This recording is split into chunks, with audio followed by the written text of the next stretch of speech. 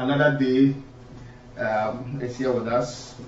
I bring you a pleasant afternoon here in the US, and in Ghana I think it's 8 p.m. and so I bring you greetings also in Ghana if you are watching us live on TV LYB. If you're here in the US, like I said earlier on, you are 4 p.m. It's evening here in the US. As usual, we try to bring you the stories that make the headlines in terms of talking to prominent people who are making waves from our part of the continent of Africa across the world. We have done previous interviews where we have brought to you a series of people who have been making the needed impact, and people who have told us their stories, and people who have actually motivated and encouraged us going forward with their lives.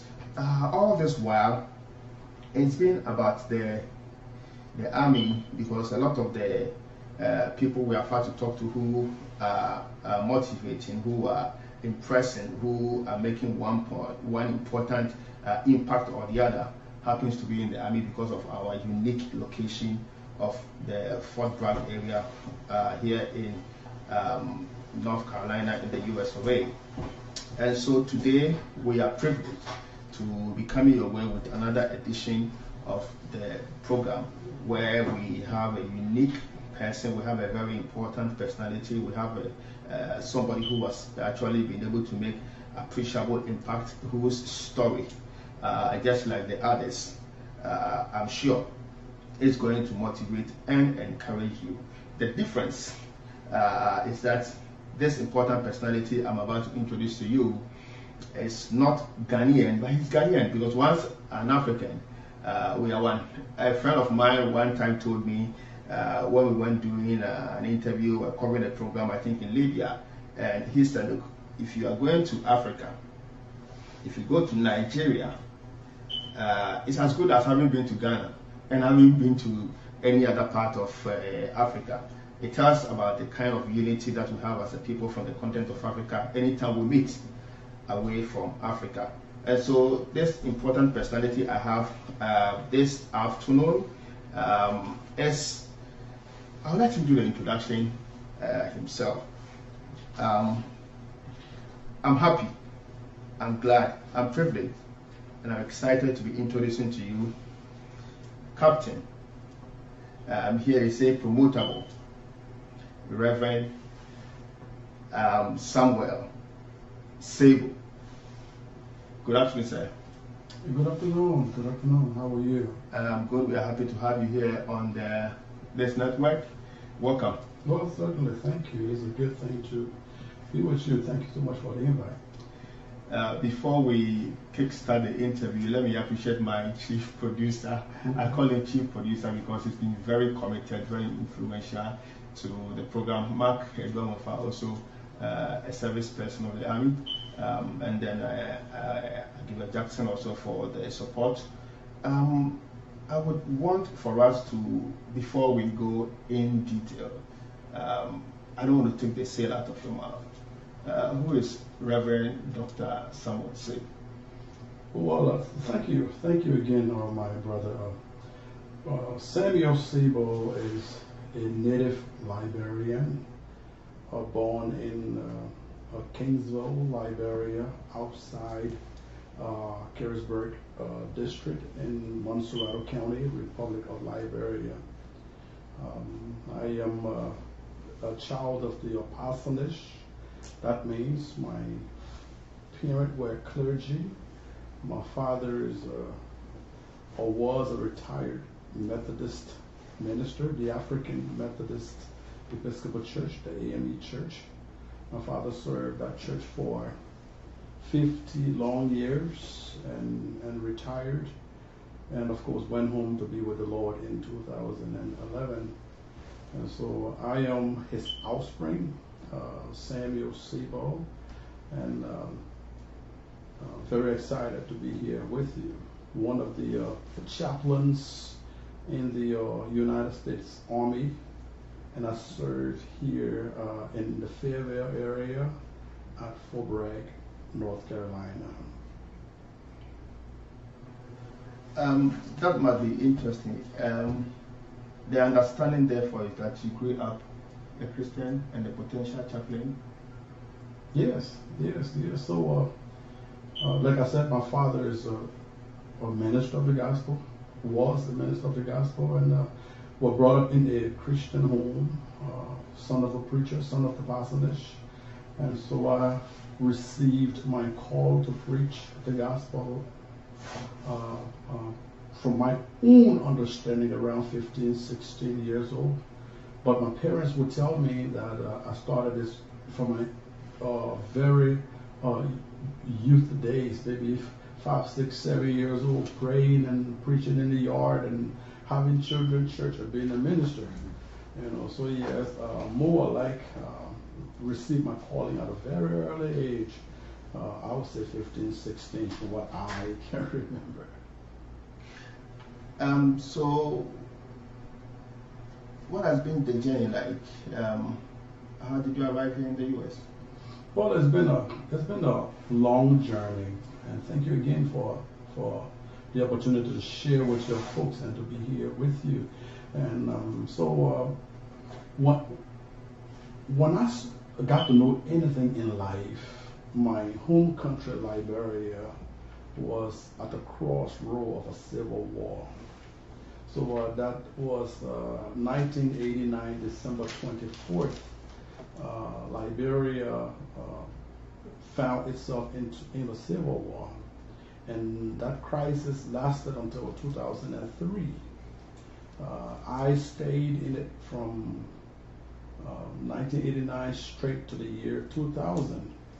And like I said, I was a minister, so I began to pastor my own home church, where my father used to pastor in Kingsville, Liberia, just around 16, 17 years old, at a very young age. And the reason being that the Civil War had rebels fighting against the government. You know how that stuff is.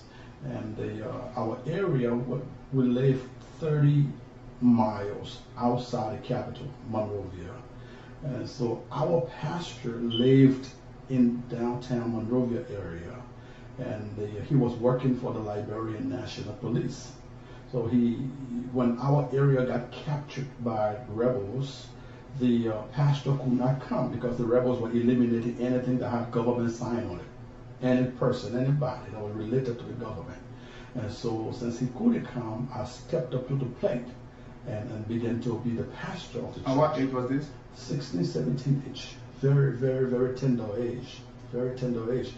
And then in the year 2000, before 2089, 1999, I just got really dreamed with living in Liberia. I thought the infrastructure had collapsed, the educational system had collapsed, financial industries have collapsed, and there was really nothing for the youth. I decided I want to go to the United States. And so I made it out of Liberia on my own. Nobody sent for me. Nobody wrote me a letter. Nobody invited me. I just got up and said, I am getting out of this country and I'm going to the United States. Went to the embassy, got my visa, and came to the United States.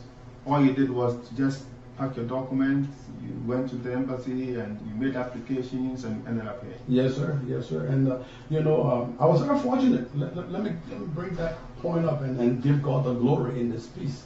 I was pastoring. Like I said, I was pastoring AME Church, Christ Redemption AME Church in Liberia. And so I decided, just get out of here. Go and do a vacation and see how this works for me. And then I wrote my own letter, had my secretary signed it, and we made sure everything was right with it, went to the embassy. And here's the blessing though. At the embassy, the lady that interviewed me at the embassy was also a member of the AME Church in the United States. So we connected. God just made that connection for me. And that interview was the easiest interview I've ever been to in my lifetime. I got my visa. aside of the story that you've enumerated with regards to the war at the time, the pressure, the stress, the difficulty with the rebels and all of that attacking everybody and anything government, what was your other motivation for wanting to leave Liberia? Well, like did you have a dream you wanted to kind of come live here and then replicate that when you go back? What was your other motivation? Well, you see, all along, I always wanted to come to the United States. Why? Because I believe you will have great opportunities over here. Liberia and the United States are very friendly nations. We sometimes consider ourselves the 51st state of the United States. If you look at the history, you will see what I'm talking about. So I wanted to come over here for two reasons. One, to foster my education, to better myself, prepare myself, so that I can be able to go back home one day and give back to the society. Two, to be able to generate some resources so that I can be able to, live a life that will be kind of free of stress financially. Because like I said, the financial and infrastructural development in Liberia was at the lowest at the time. So I was motivated by the fact that, everything was down, and I believe I can get out, prepare myself, and come back and make an impact in the future. So what was it like, your first point of entry to the United States and your early lifestyle in the US? Can you take us through it? Yeah, so it was interesting. It was very interesting. I'm one of those guys who never struggled in the United States at all. Never, at all. Because God just worked it out for me. Like I said to you, I was pastoring in Africa, in Liberia. I established a church and built one. That's two different things. Mm-hmm. To establish a church and to build a structure. Those are two different things. So you kind of had a network. Yeah. Established a church and built a building for them. All right. And so I was led by the Spirit of God to do these things. And so when I came to the United States, apparently God decided to just bless me. Which state did you come to? So I came from Liberia to Abidjan, the Ivory Coast. Unfortunately, we didn't have enough passenger on the plane to come straight to the U.S., so we went to Abidjan, and we spent 24 hours there, pick up some more passenger. We came to New York. All right, and so we landed in New York in September of 2000, and I stayed in New Jersey for 4 months, from September to January, and I was able to acquire a scholarship from my denomination, the African Methodist Episcopal Church, which is the oldest black church in America.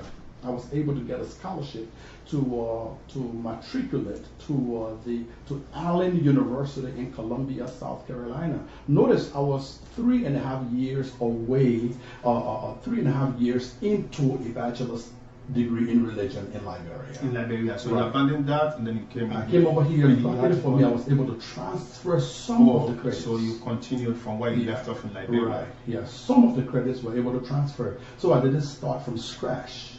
I took 2 more years over here and got a bachelor's degree. Instead of 4? Instead of 4, I did 2 more and got a bachelor's degree. I was 1 semester away from the bachelor's degree, but then I had to do 3 additional semesters plus the 1, which is 4 semesters to get the bachelor's degree. And fortunately for me, the same year I got my first bachelor's, in 2000, I got a scholarship the same year to go to seminary. So you came in the U.S. in 2000. You got a bachelor's in 2000 in the U.S. 2002. 2002. Yeah. So let me make that qualification. I came 2000 and I got the bachelor's 2000. After 2 years. Yes. 2002. 2002. And then the same 2002, I was fortunate to get another scholarship to go to the Interdenominational Theological Center in Atlanta, Georgia, Turner Theological Seminary. And so I was able to go to seminary for 3 years. It got my first master's degree from Atlanta, Georgia, and graduated in 2005. So I really didn't struggle, and God just opened doors here, there, and yonder, and made way for me. So the business of experiencing extreme hardship, like I hear other people's stories, which is true. Other people do struggle over here. But no, the Lord really blessed me. The story then again is chaplain, minister of the gospel, preacher, with the unction and the blessings of the Lord upon your life with regards to how many doors that were opened to you right from Liberia till you got your master's in Atlanta, Georgia. Why an army officer? Well, so that's a great Why question. a soldier? I know, that's a great question. Well, I want you to understand that soldiers are not policed, because when that would sound like, it's the least on the totem pole, but that's not for real. Soldiers in this country are first-class citizens. The United States value its soldiers like for real. I mean, from the first day, old private, let's just call it fuzzy, without any rank, E1 straight to E9, or from second lieutenant straight to full-size general. This country really values and respects its service members. And so that was a great decision to transition over from the pulpit, the civilian pulpit, into the military chaplaincy. Now, let me tell you why I did that. So, as I speak to you, I have 5 degrees, 2 bachelors, 2 masters, and a doctorate. All right, so this country gave me 2 degrees free. I paid nothing for my first bachelor's. I paid nothing for my first master's. I only paid thank you. That's all I paid. Thank you so much. And so I chose to give back to this great nation after this nation has blessed me so dearly, allow me to become a citizen, and give me the kind of quality education that I have. I chose to give back to this country, so that's what brought me into the military. When I looked around, I asked myself, how can I give back? Through which means? And then I noticed I'm a preacher. Okay, I can go and do the same thing in the United States Army. I can be a pastor in the Army, where I take care of the men and women in uniform and their family members. So that's what landed me into the Army, to be able to give back to this great nation. I want to serve. Well, that's a very interesting position that you hold out there. So, then again in the Army, you decided to chaplain? So I came in as a chaplain. Oh, you came in the Army as a chaplain? Yeah, I came into the Army as a chaplain. How did your recruitment start? Can you take us through? Yeah. So there are certain groups of people in the military that are called military professionals. That would be your chaplains, your medical doctors, your nurses, your lawyers, social workers, and some other groups. They are considered military professionals because you need high level of education before you can come in. All right, so in order to be a chaplain, in order to wear the chaplain's insignia, which is a sign, whether a cross, whether the scroll, whether the crescent, or the wheel of life, and those are the different chaplains we have. The cross would be your Christian chaplain. Mm-hmm. The scroll would be your rabbi, your Jewish chaplains. The crescent, the half moon, will be your Muslim chaplains, and then the wheel of life will be your Buddhist, Hindu type chaplains. In order to wear any of those things, especially the Christian chaplains, the cross, you have to invest 9 years into education. All right, so it requires a lot of education to be a chaplain. You got to have your bachelor's degree, 4 years. You got to have the particular master's degree they want, which is Masters of Divinity, Masters of Chaplaincy, Masters of Theology, or the equivalent. And then you need 2 years postgraduate professional work experience. That means after you get your master's degree, go and work as a pastor or a chaplain in some facilities or other things before the Army will look at you to bring you in. And the work that I do now, currently I serve as the Chief of Chaplains at the War Army Medical Center, right here at Fort Bragg at the hospital. All right, so to work in the hospital requires additional 1 year residency, intensive residency training. So to sit in that seat as a hospital chaplain, not the chief yet, just the hospital chaplain, you got to invest 10 years of education. Nothing shy will get you that job. So the recruitment process is kind of rigid as recruitment process for every other person working in the military. The security details, all the paperwork is very rigid. It's kind of tough. It's tedious. You have a lot of things because we want to make sure people we bring into our military are fit to fight.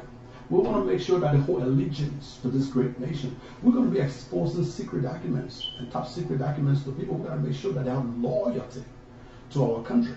You know, we can't just bring anybody in. So the process is tough, it's strenuous, you know, for everybody. And especially those who are required to have secret, at least secret clearance, like myself. You gotta have a secret clearance to be a chaplain in the United States Army. That's extra layer of security checks. It goes back to where you were born and where you came from, everything. This story that you're telling us is detailed and for me very, very pragmatic. Did you find all of these requirements out whilst you were in the army or prior to joining the army, and then you prepared yourself towards it before you go into the army? How did it all play out? Good, I like it. Great question. So I'm one of those guys who came to the army. Well, again, for chaplains, you have to be qualified before you come in. It's not one of the groups that the army can prepare to be a chaplain. You see, your doctors, we got programs in the army that can send you to school to be a doctor. We have programs in the army that can send you to school to be a lawyer. We have programs in the army that can send you to school to be a social worker, nurse, or those kind of psychiatrists, not chaplains. You already have to do your stuff in your civilian world. So I had my bachelor's of religion, you know, bachelor's of science, I have a master's of science, master of arts, and master's of divinity, including the 1 year intensive hospital ministry that enables me to work in military hospital. I have all of those before I applied to the military. So I ask my question again. Is it the case that you knew along the line that you were going to join the army and therefore prepared accordingly in tandem with the qualifications that, you know? No. Some coincidence along the line, or just when you were done and you felt like, look, now I'm settled, feel good, let me pay back or let me give back. And right. When I felt like, oh my God, it was one day that I came to the actuality that this country has really been good to me, and I wanted to give back. At that time, I was already qualified. That's the point. That's the point I was wanting to establish. Yeah. I look back at myself over my life, and I saw how great this country has been to me. How nice. I mean, here's a country boy from Liberia, way out there in the sticks. You know, will come over here, and this nation will give you this citizenship. This nation would allow you to go to school free to a bachelor's, will allow you to go to school free for a master's degree. I thought I owed this nation, and I wanted to give back. And that was when I came to the realization that I need to do so. But at that point, though, to answer your question, I was already qualified. I can associate to some extent, because back in the day, as you have cataloged to us, in journalism back home in Ghana, I had colleagues from Liberia who had come into Ghana, most of them living in Bujumbura. Those who lived with us in Kumasi were colleagues of ours who found their way into journalism, and we kind of understand the story and the feeling from the war, you know, to when once you had an opportunity, you would appreciate and value. And when it all comes together, you will look back and thank God and want to give back to society, trying to be able to, in the long term, go back and resuscitate the fortunes of the many who remained, unfortunately, in that situation. So I can appreciate, you know, the passion with which you tell your story. But just to ask, having come this far, just so our viewers appreciate, what is life like? What is it like to be a chaplain in not just any army at all, but in the greatest military force in the world, the U.S. Army? Well, in my opinion, this is the greatest privilege God could have ever given me. I count it not a robbery, and I take it not for granted. I think God has really blessed me. It is a serious opportunity and great blessing, let me put it that way, to be a chaplain in the United States Army. The chaplain in the United States Army are looked at very highly. They are regarded, sometimes even past the commander. I'm telling you the truth. People will run to the chaplain before they will go to their commanders. Chaplains are regarded very well respected because of the role we play in mowing, molding and mentoring young people that come to the military. Some of them have lost their way. They don't have any focus anymore. And because of the level of professionalism, education, training, and discipline we bring to the table, we are able to steer them back to a front that will make them successful in their pursuit as soldiers in the United States Army. So it is a highly regarded office, and I love it. I think, and I don't love it because of the morale that it brings. I love it because of the passion that I bring to it. I must admit that you impacting and opening our minds, and our eyes into what it looks like or what it is like to serve in the army and as a chaplain. Are there experiences, those you can share, that you would want to share with us, having garnered in the army and more so as a chaplain, which from day one has been your passion? Well, you see, thank you. Yes, let me share with you that there are things you get to do in the army and privileges that the army will offer you that civilian pastorate will not offer you. So I was very fortunate in this country and in this army to be able to serve basic combat training. That is the first place that people go when they decide to be soldiers. And over there you have a lot of kids dealing with crisis and struggles.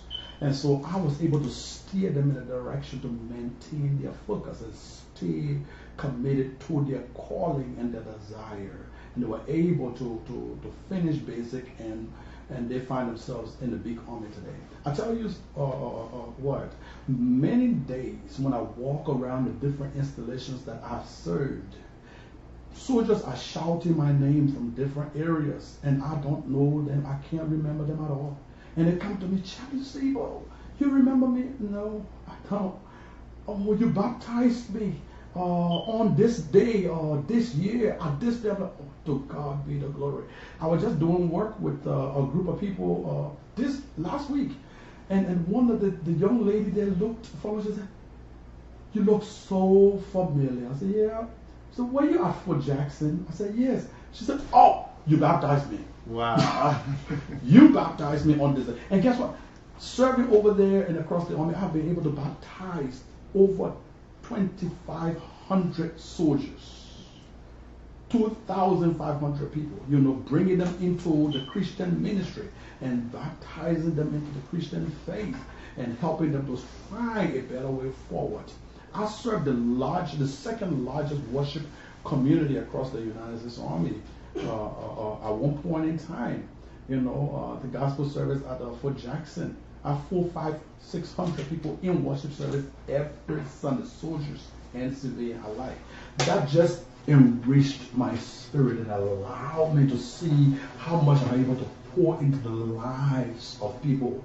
When we do altar call, you see young people coming to the altar crying and wailing and wailing and tears everywhere, and you have to kind of work with them and bring them into the faith, and I mean, it is just a great ministry, and I really love it. There are many viewers who are viewing or watching us from across Africa, possibly from Liberia, will be wondering and asking, we know the army to be an institution that is always at war. How do you marry the position of the chaplain and somebody who is, going to, if you like, kill? And that's the perception that we have outside. How do you clear that kind of perception? That look, the army is not just about killing, and the army and the chaplaincy to some extent could be bad for those who knows. How do you explain that? Right, you see, let us not be misguided by some perception that the army is just about killing or war. The army is about providing defense for its people, for a nation and its people, including its ally and interests across the world. That's what an army is about. All right? And in order to do those things, there are times when we have to use violence. There are times when we have to take it by force. There are times when we have to, do some other stuff.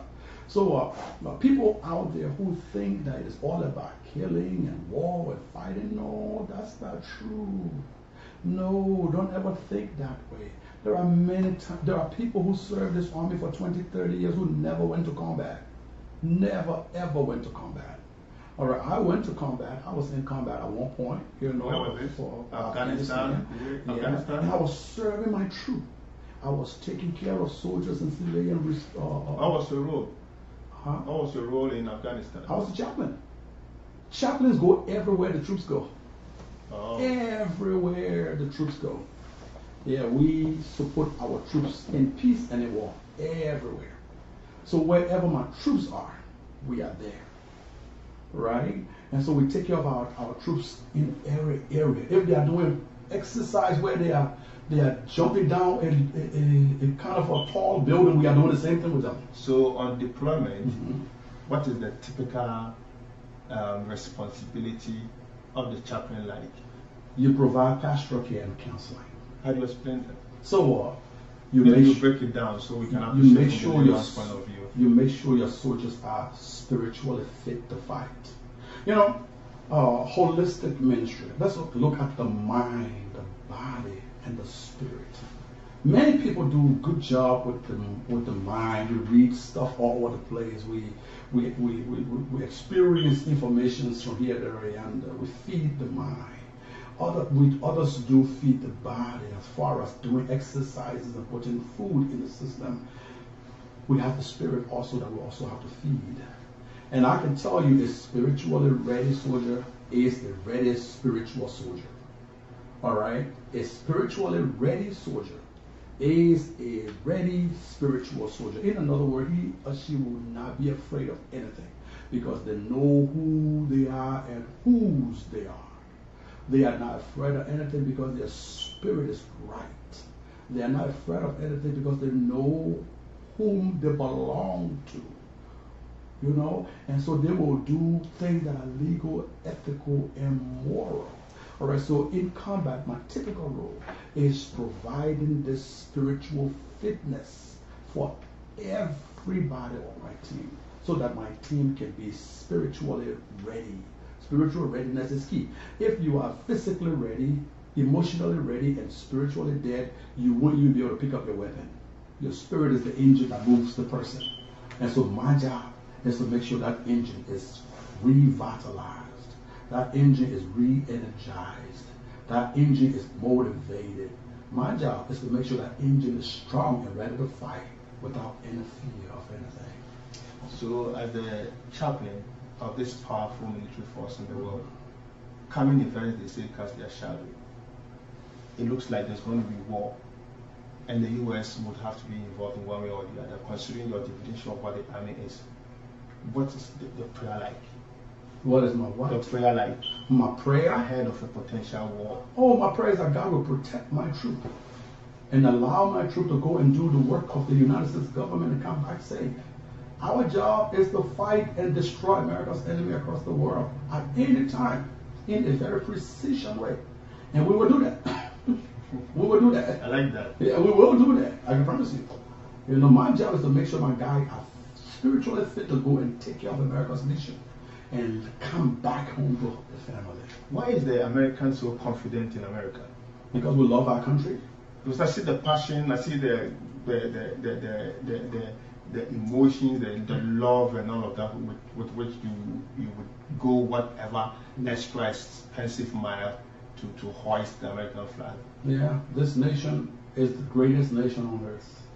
God himself has blessed this nation. And I am completely excited that God allowed this young man born in Liberia on the continent of Africa to come and be a part of this nation. One of the reasons why Americans are so excited, just think about it. Almost every homes carry our flag. Just think about it. Most homes in our country fly our flags. We love our nation. We respect, because this is the most free nation across the world. You can come from Ghana and do this over here. All right, there are many countries you can't do this. You know, you can come from Ghana and be the person you want to be. You can go to school, be a medical doctor, be a nurse practitioner, be a scientist, be a journalist. You can come from Ghana and do whatever you want to do. The nation is just free. It creates opportunity for everybody. And that's where our strength, and the other place where we have our strength is in our diversity. This is a nation of diversity. Trust me, you have people from every nation on earth in this place. And yes, there are discrimination, prejudice, and racism in some quarters, but we live together. We love this country together. We will fight and die for America together. America will bring everybody from the global community into her military. When I serve as a chaplain, most time my unit, in a regular line unit, my unit has about anywhere from 800 to 1,500 troops. Those guys come from every country across the world. That makes me smile. I'm like, wow, I am a global evangelist. I am their pastor. I'm pastoring people from Libya, from Yugoslavia, from Czechoslovakia, from Germany, from France. Oh my gosh, who is a better pastor than me? Who has a better opportunity than this guy right here when I can pastor the whole world in one battalion? That must be so motivating. Oh my gosh, yes, I'm excited. How long have you been doing this? About 11 years total, 2 as a reservist and 9 as active duty. Okay, so how many years do you have left going? So how many years would you want to continue to serve? I want to continue as long as the Army can keep me. You know, really? Yeah, man, I ain't quitting. Quitters don't win and winners don't quit. I'm gonna stay here until it says Samuel Siebo. It's time for you to go home. I love that. Roger that, sir. I'm going home. Well, life beyond the Army, because then, I mean, ultimately one day the curtain will be drawn. Mm-hmm. What is life like beyond the Army? Well, guess what? Like I said, I'm a professional. So I can continue my professionalism in all the areas. I can be a professor at a university. I can be a chaplain in a veteran administration hospital, or in the regular civilian hospital, or be a contracting guy with the military. You know, so you can still work. I look forward when the curtain is drawn on the military career. I will give back as the best way that I can, you know, in the civilian world, you know, either be a contractor with the military, or be a GS civilian. GS is like a government service, you know, work as a civilian with the military, or go teach. And if I were to decide to go home, I could be president of a university back home in Liberia. I thought you were going to say president of Liberia. President of Liberia is not within my purview today. Today, as I speak to you, it's not within my purview. All right, but I don't know what God's mind is. You know, room is always open. Doors are always open to what God desire is for our lives. You know, I can make plans, but it's God who will ultimately, you know, graduate that plan into something fruitful. But no, I'm not worried about becoming president of Liberia. I pray for the president and those who are trying to be president of Liberia today. If God wills it. Well, I take it. God wills it for me to join the army. Where am I? In the army. Because having listened to you up to this point, within this short, you know, interview that we have had, just opposing that against the previous Liberian presidents that I have read about, to George Weah, whom I have commented on as a sports journalist with his days in football, PSG, AC Milan, and all of that, with his president. I have no doubt that if God was with you, you'll be able to. Right. I have no criticism for the President of the Republic of Liberia. I believe I am a United States guy. I respect every leadership across the world. God has called them to such a time as this to do what God has been doing now. And so I pray that Josh will continue to do well for his people. President Weah, you know, I prayed for Ghana that the president would do well for his people. For Nigeria, that the president would do well for the people, you know. And sometime in the future, if God decides he will turn the tide around, who am I to say no to what God's will is? Where was this? Oh, that was when I got ready to go to church, and that was two Sundays ago. Oh, yeah. As recent as 2 Sundays ago. Yeah, as recent as 2 Sundays ago. Yeah, ready to go to church, you know, or going to a lead worship experience at the chapel at the Womack Army Medical Center. Okay, so I brought up this picture to help us drift a little bit away from the army stuff, the lifestyle and all of that, to, if you like, zoom into as much as possible what you want to talk about with regards to your family. Well, you know, I'm a family man. All right, I have a wife. I have 4 daughters, and a wife that is pregnant right now. Congratulations! I think my buddy didn't know that. You know, he got his wife pregnant too, so they have no idea. Don't tell him I said that. He's happy. He's listening. You think he heard? No, he's watching. Oh, he's watching. I wanted to catch him by surprise. Oh, man, yeah. So I'm a family man. And, congratulations. Yeah, thank you. I don't know the sex yet, though. I don't know the sex. You should find out. Yeah, you don't want to know. It's about time now. So the next doctor appointment we should be able to find out what the sex is. I'm hoping for a boy. I was just going to say that. Yeah, I'm hoping for a boy. But if a girl come, roger that. I know. Grab her and move on. I know. No issues at all. I know. Yeah. Okay, so let me do this. I want you to speak to a few pictures. Okay. And then we would come to your influence and impact, just to alert you with regards to the story back home in Liberia. And the kind of motivation that you would want to, in terms of advice, encouragement, and how we would want to prep our people back home going forward. So, can you kindly speak to this picture? Yeah, so this picture here was taken at a temporary duty. So I was on a temporary duty in Atlanta, Georgia. That is the dress uniform for the United States Army officer. That is an officer dress uniform. I am a captain, promotable, meaning I got picked up for the next rank higher. Just waiting for the orders to come up so that I can pin on major.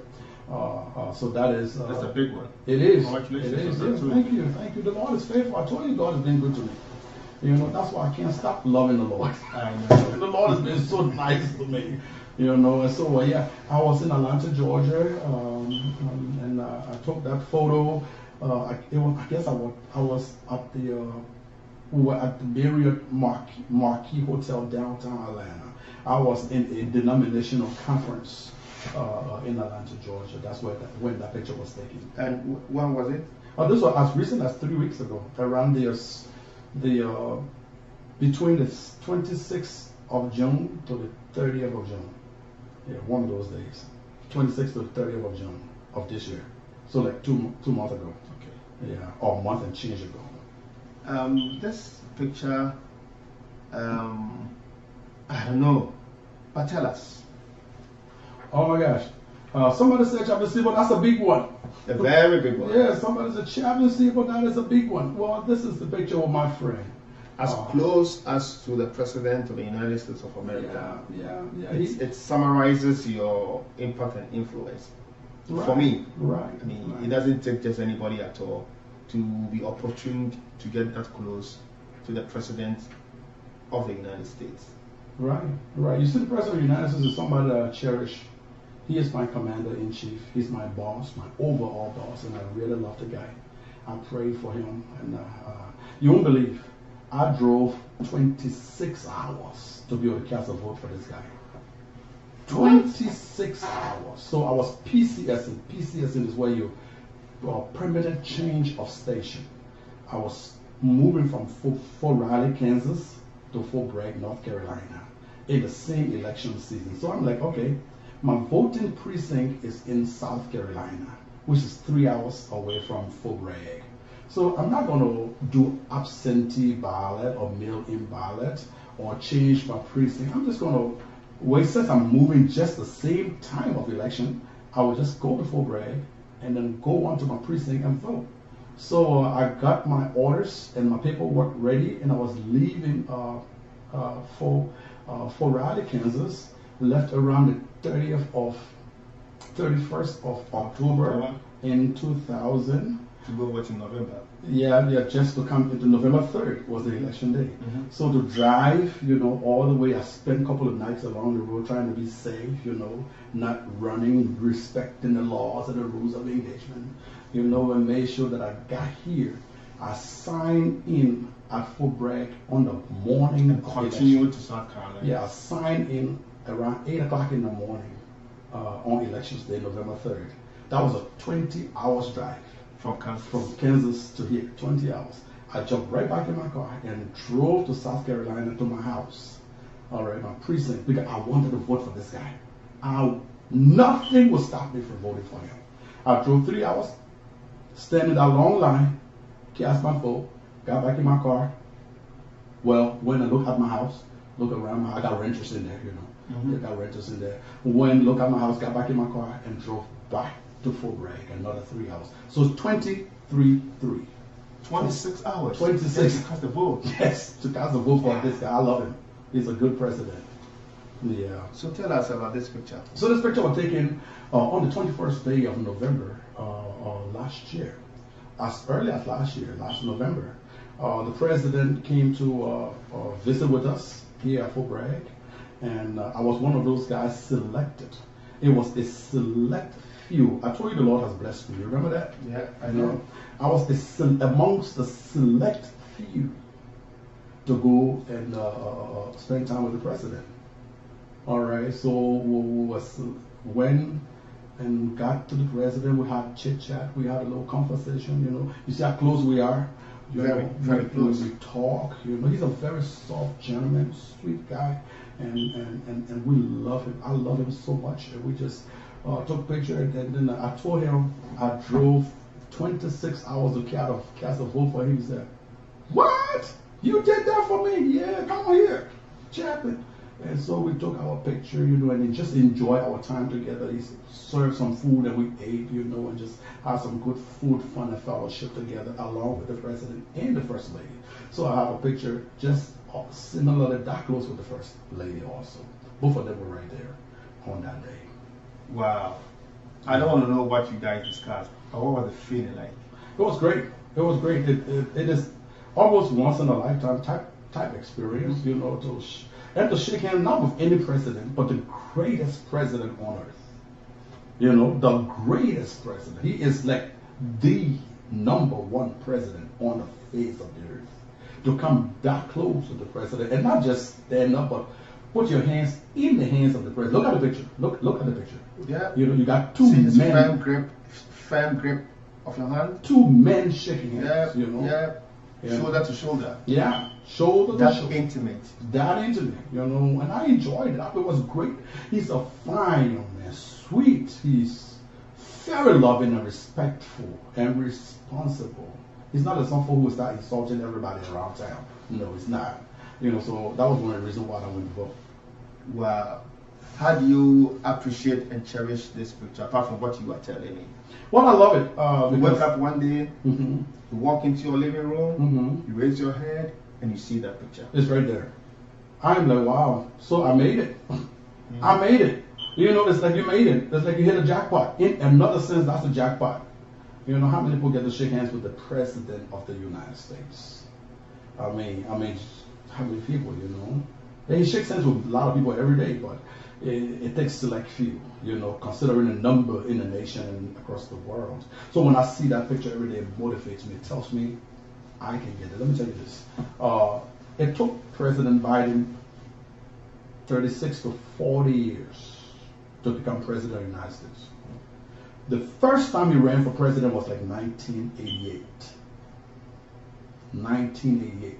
He didn't win. He ran several more times. He didn't win. He didn't quit. Even though he got out of the race sometime and didn't go into the race, but he did not quit. Today he is the president of the United States. That's a complete idea that I carry with me daily. Once you don't quit in this life, you will win one day. You will accomplish what you will. And I am running for the office of bishop in my denomination, in the African Methodist Episcopal Church. It's a tough journey. It's almost like running a presidential race. And I ran twice before. I've not gotten elected. But like Joe Biden, one day I will get elected. Therefore, I'm not going to quit. So this picture is an appreciation for me. Every day I see it, I tell myself I will be a bishop in the AME Church. I don't know what we can do, but we'll keep you in prayer. Let's do that. That's all I need. That's all I need, because prayer is the key, and faith unlocks the door. Well, let me take you back to same picture story, and have you say a few words to us on that picture, and we will be going to the point that I raised with you earlier. But just before you see that picture come up, okay, so here we go. Yeah. You know, this moment was very pivotal. It was important. It was one of those moments that I was like, wow. I was getting ready to shout, you know. So I moved the mask a little bit, you know, to be able to say, God, you've done it. I wanted God to see my lips working and giving him the praise, instead of hiding my lips under the mask. You know, by the way, the president himself had his mask on many moments in that very occasion, okay? Yeah, so I kind of slipped my mask down just to give God the glory and the praise and the adoration for such a unique opportunity with my hands in the hands of the President of the United States.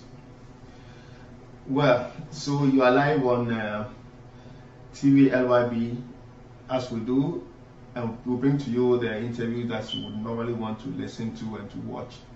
Not just any interviews at all, but those ones that will motivate, inspire, and encourage you going forward. And they will try to bring the stories of people who have made it from where you sit and from where you are watching us. Today, as has been the case, we are privileged to be talking to Reverend Dr. Siebo, Captain Promotable of the U.S. Army. And I'm sure that if you were not inspired, you are inspired now, and you get better inspired going forward. With this from Reverend Dr. Captain Siebo. Let me make sure that I don't take the captain. Be a hard fought for titles. And, that's okay. So tell us, what is the story like for you with regards to plans back home in Liberia? So I've been very involved back home. Again, I'm a security guy, so I can't tell you many things. I appreciate that. All right, so I'll just tell you that I've helped the Liberian people. I was instrumental in putting 10 water wells across 10 villages in Liberia. You know water wells, the hand pump? Yeah. I was instrumental in getting those things down there for the villages in Liberia. I've been instrumental in carrying and distributing food on numerous occasions to the people in villages across Liberia. I've been instrumental in carrying clothes and school supplies for people out there who are struggling in Liberia. And I don't want to only allow this to be limited to Liberia. I want to move across the continent, the world, where I can, help people who are in need. Now, as a chaplain, I do share my resources with people across the world, in Southern Africa, in Eastern Africa, in West Africa, and other parts of this country, people who are struggling. So I make it my business to give resources to people when I get my paycheck. Like you pay your tithe and your offering, I gave my tithe to people. I share it with people across the world so that they can be able to have something to eat. There are a lot of people, my brother, across the world who have nothing to eat. You and myself today can boast of having multiple meals in our refrigerator and unprepared meals in our pantry. That's not the case with a lot of people across the world, especially Africa. So my dream is to help them. So I do that even to this day. I share when I get my paycheck. I go in there and give resources to people that I believe are in need across the world so that they can be able to put food on the table, yet for at least one more day, just for one more day. That's what I try to do. And I encourage people in the diaspora, people across the world who are fortunate like myself to do the same. I was building a university in Liberia. A university, and that will be finished at one point in the future, where the intent is to provide free school, free education, and other means. That's a big one. Yes, for people across the continent. I'm building a hospital.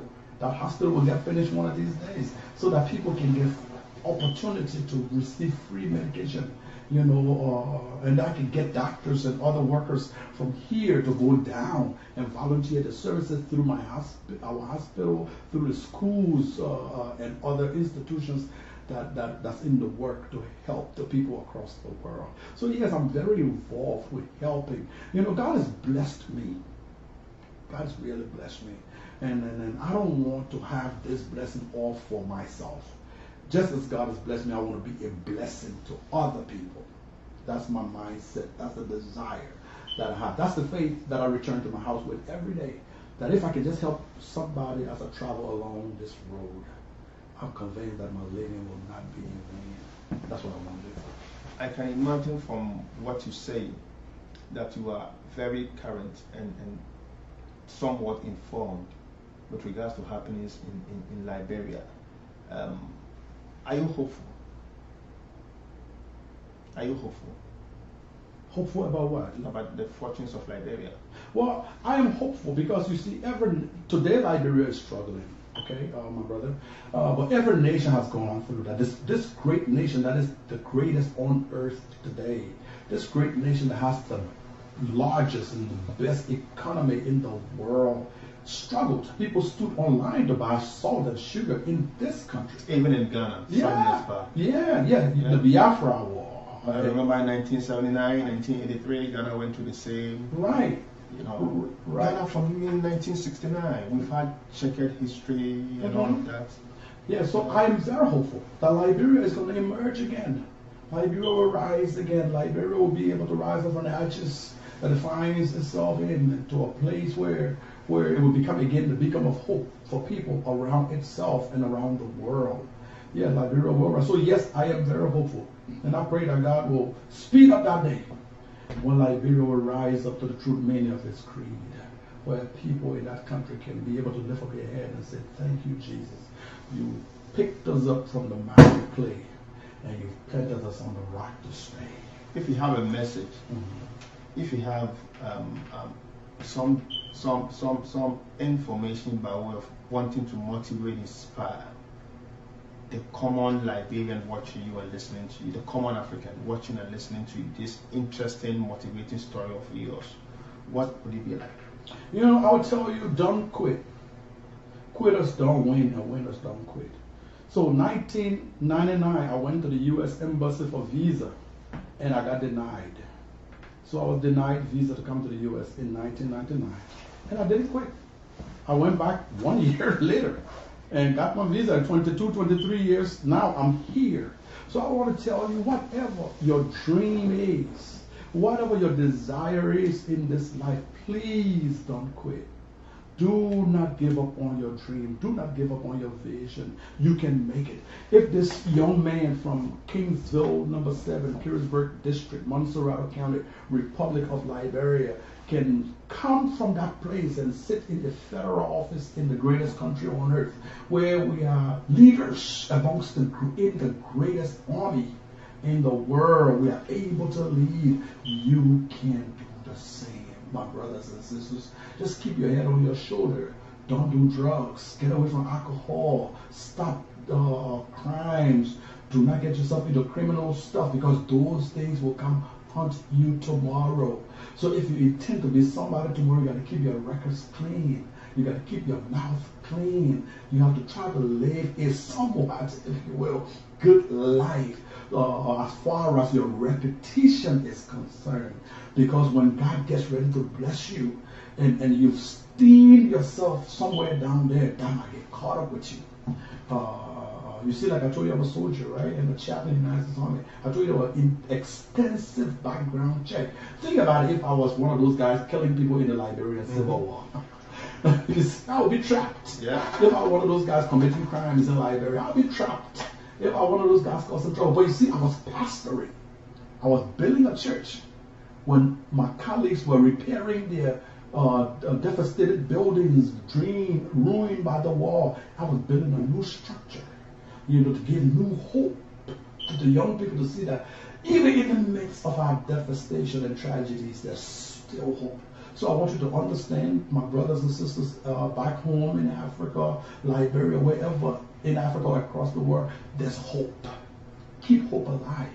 And if you keep hope alive and keep your mouth clean, your hands clean, your life clean, God's going to raise you up and set you on the pinnacle. One day you will look back and say, my God, how did I get over here? And you would know certainly that the Lord came and picked you up. Just keep your life clean. Don't give up. That's my word. Don't quit. If you quit, you will never get to the finish line. You got to keep going. If it's only one step at a time, just keep going. Keep going. As long as you do, the finish line will be your end mark. Well, I'm not sure you can come in my home and come in my studio and come on my network and talk to us and talk to Africa and talk to Ghana and talk to Liberia and speak passionately about the journey the Lord has taken you through and the successes without my household, my studio, my production team tapping into your blessings, your anointing. Okay. So I would want to invite all of them here on screen so we can have a prayer together with you. Let's do it. Let's do it. Where's my family?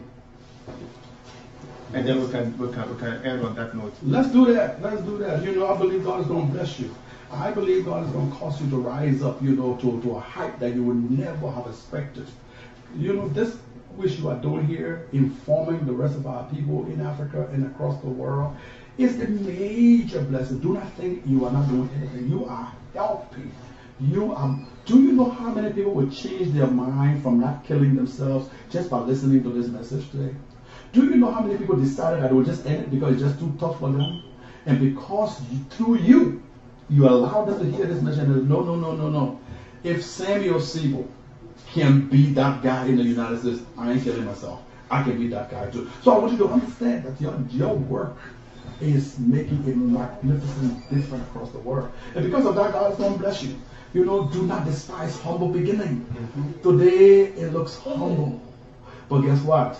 You'll be like TBN one day across the whole round world. TBN is Trinity Broadcasting Network. Or one day you will see yourself as TBN broadcasting across the universe. And I want to thank you for this unique opportunity, my brother. Thank you so much for the opportunity. Thank you for blessing our home. Thank you for blessing our studio. Thank you for blessing our project.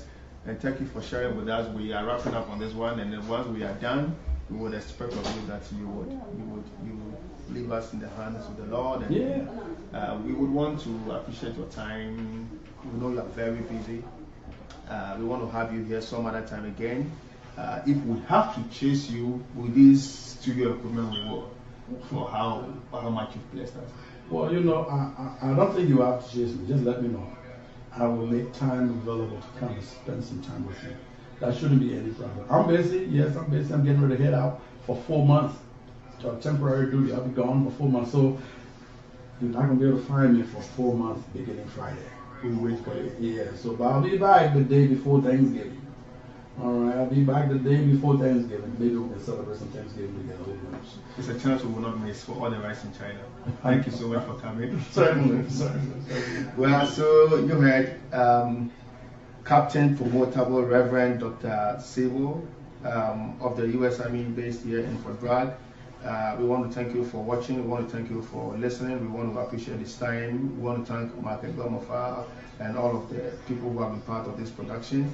God willing, we will come your way another time. Thank you so much. Stay blessed and join us some other time. Bye-bye.